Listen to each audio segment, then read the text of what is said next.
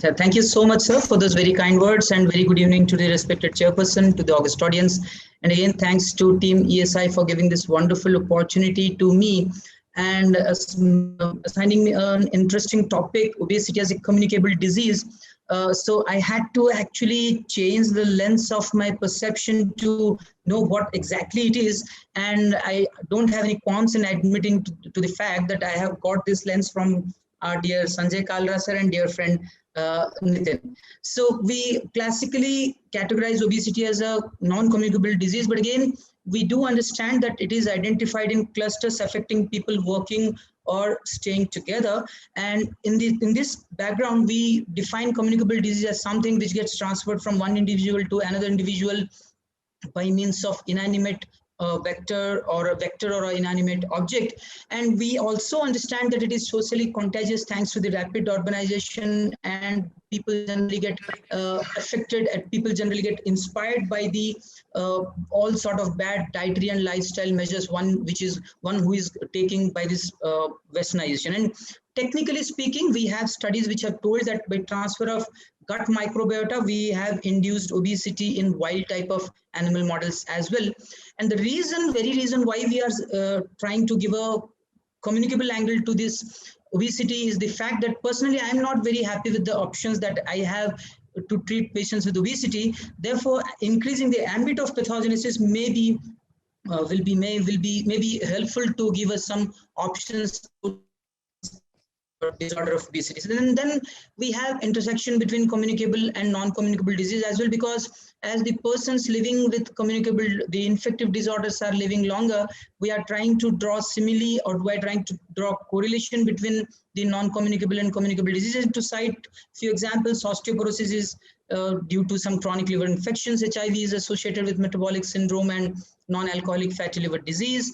And COVID-19 is associated with both type 2 diabetes by insulin resistance and type 1 diabetes by autoimmune beta cell destruction. Type 1 diabetes is associated with enteroviruses, and Paget's disease is also associated with paramyxoviridae. And just by labeling, in order to label obesity as infective phenomenon, we cannot just cite some association. We also have to demonstrate transfer of obese phenotype from persons with obesity to lean individuals as well. Brief preamble, I'm going to start off with the topic proper, where I would be firstly talking about the gut microbiota, some of the infective pathogens which are associated with obesity, how it is socially contagious, and how it is going to help us in terms of newer therapeutic armamentarium options. Gut microbiota composition is exposure and further said by host genetics. And we have two interleukins, interleukin 1 beta, which is obesogenic, and interleukin 18, which is a weight-friendly molecule. And it can have a variety of impact on different components of metabolic syndrome through several inflammatory pathways. And the short-chain fatty acids are the ones which are produced by these microbes from the endogenous substrates and different dietary fibers. They stimulate L cells to release anorexigenic hormones like PYY and GLP-1, which suppress appetite and stimulate satiety. At the same time, GLP-1, as we understand, has an important role to play in glucose homeostasis. At the same time, the short-chain fatty acids promote the secretion of leptin that is known to suppress appetite. So while preparing for this topic, I came across a few of the newer terminology as far as I am concerned, the inflammasomes.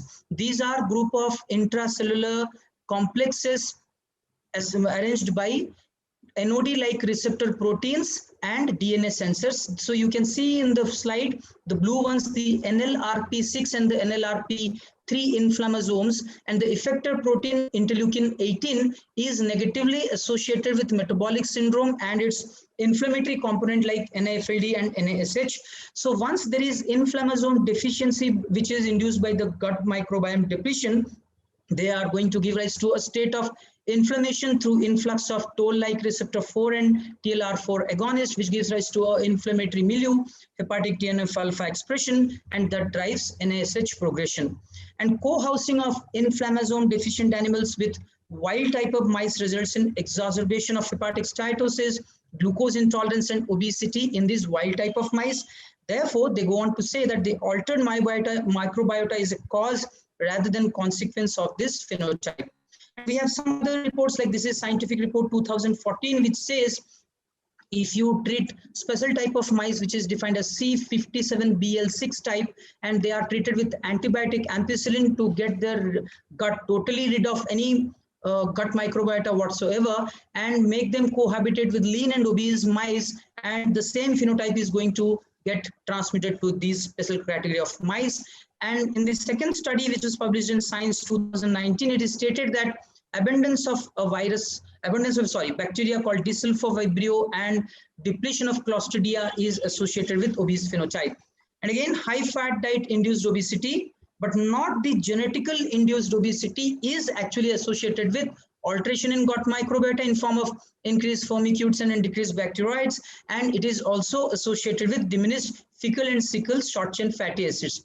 But some of these studies which I have quoted are done on rodent models. We know mice are coprophagic, so the chances of sharing the gut microbiota from one mouse to another mouse is more predominant in these population. It will not be that much common in humans.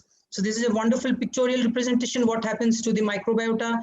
In non-obese, there is a increase in bacteroids and proteobacteria with increased diversity and stability, with increase in tight junction integrity, increase in intestinal epithelial cell differentiation, increase in the SFCA production. Thereby, the metabolic outcomes are better in terms of increase in insulin sensitivity with reduced inflammation and reduced CVD risk. And in obese people, we find a lot of firmicutes, more of gram-negative bacteria, and there is decreased diversity and stability. All of these giving rise to changes opposite to what we find in normal or non-obese people. What about the role of infective pathogens? As of now, 10 different adipogenic pathogens have been identified which could lead to obesity. They include human and non-human viruses, bacterial and gut microflora.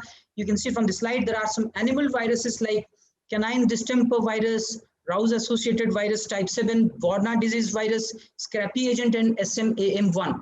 Out of all these, other than SMAM1, all are associated with cerebral involvement.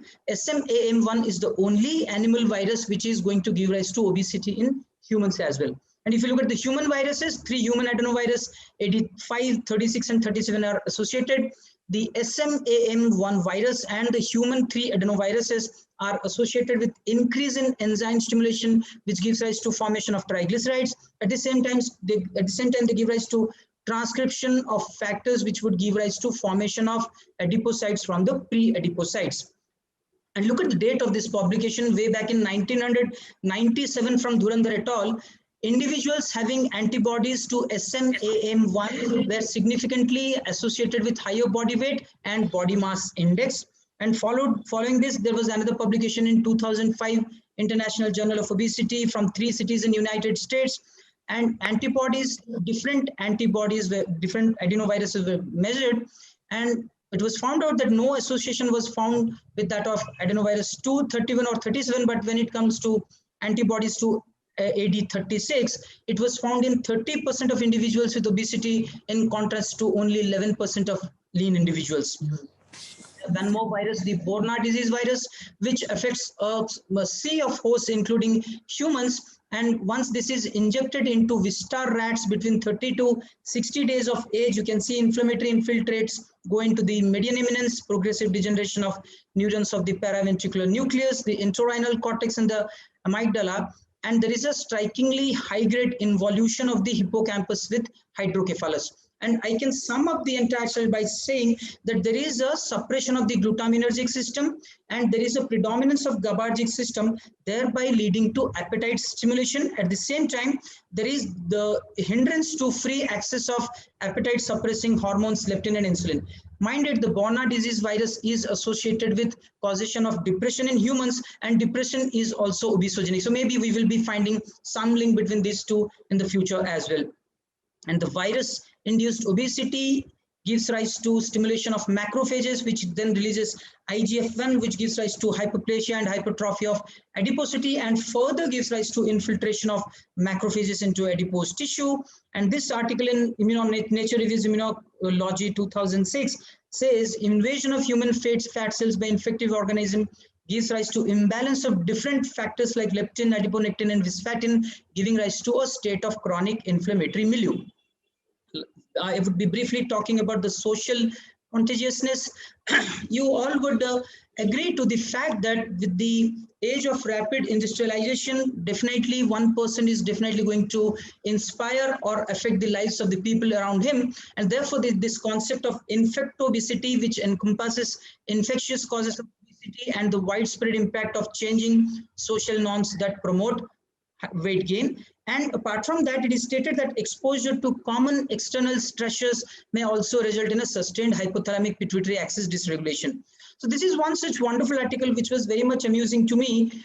Way back in 2007 NEJM, you can see the number of people, a staggering 12,067 people from 1971 to 2003, and they have tried to correlate between the weight gain with that of occurrence or its occurrence in friends, siblings, spouse, and neighbors. You can see if you have a friend who is having obesity, there are 57% chance that you are also going to get obese. If one sibling is obese, you are going to get obese. The chances of you getting obese goes up by 40%. If one spouse becomes obese, the likelihood of other spouse getting obese also goes up by 37%. And people of same gender had a relative greater influence on each other than those of the opposite sex. So we do have to think about it and find out what are the causes behind it. The role in therapeutics, this very recent one, World Journal of Gastroenterology 2021, you can see the consumption of probiotic L-plantarum DAT13 powder was associated with reduced colonization by Enterobacterius and Staphylococcus, giving rise to a healthy form. Another one, this is a very beautiful review article in 2021. You can see the number of articles which have tried to look at the impact of probiotic usage starting from a period between 6 weeks to 6 months also, and they all are associated with significantly better outcomes as far as body weight and other parameters of obesity.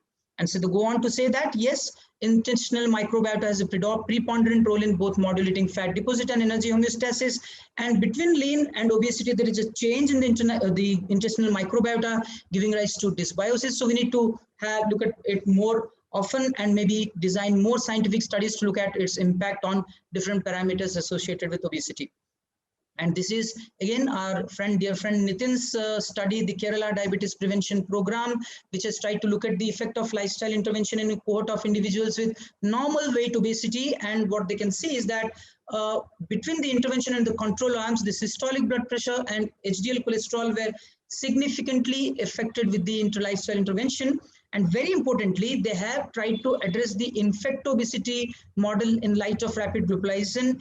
And they say there is better impact of weight loss regimens when done as a group or addressed as a family or as a group. Lastly, we have a study which is again in 2014, where they have used the adenovirus 36 and they have purified it and irradiated it with ultraviolet rays, and it was used to obtain a vaccine candidate. And the control group showed 17% greater body weight and 20% more epididymal fats compared with the vaccinated groups. And the vaccinated group had decreased serum levels of pro-inflammatory cytokines, infiltrated immune cells, especially the macrophages in fat tissue. So this probably provides a proof of concept for prophylactic vaccination against vaccine-induced adiposity.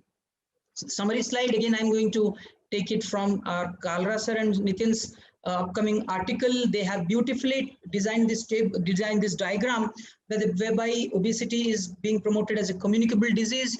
It's associated with infections. There is the role of microbiota and social contagiousness. And apart from that, we have seen the impact of its impact on therapeutic aspects. So with that, I would rest my case. Thank you all for the present listening.